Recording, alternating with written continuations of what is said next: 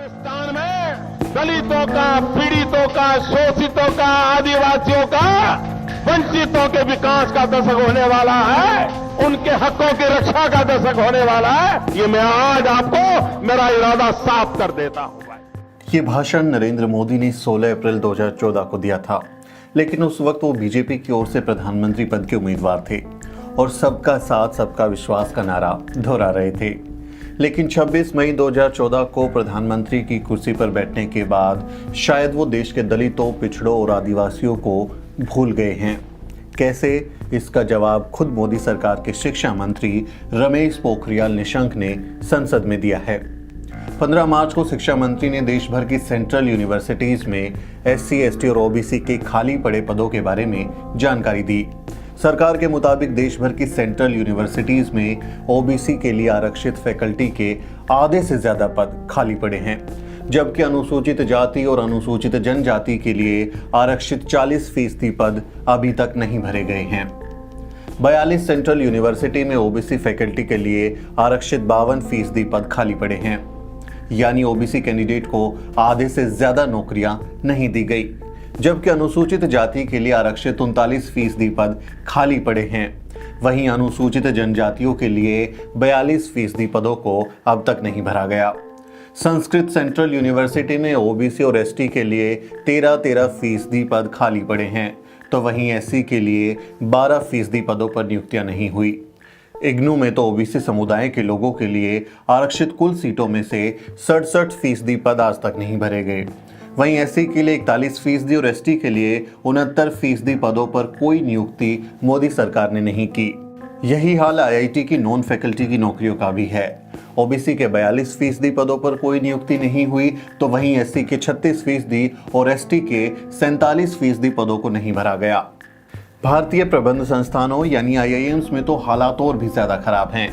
IIMs में OBC और SC के करीब 60% से ज्यादा आरक्षित पद खाली पड़े हैं, तो वहीं ST के लिए आरक्षित लगभग 80% पद नहीं भरे गए।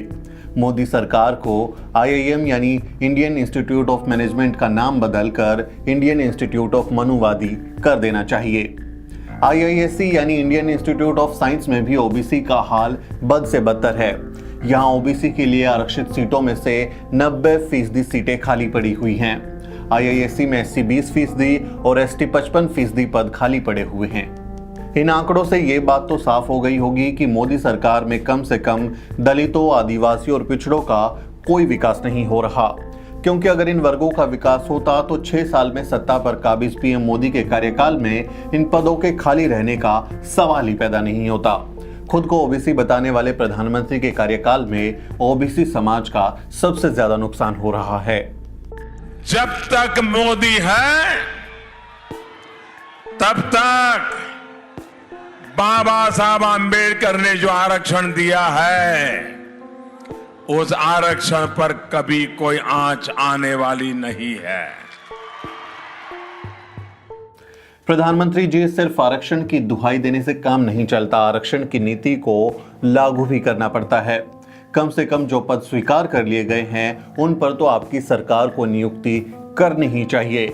कथनी और करनी में फर्क करना अच्छी बात नहीं।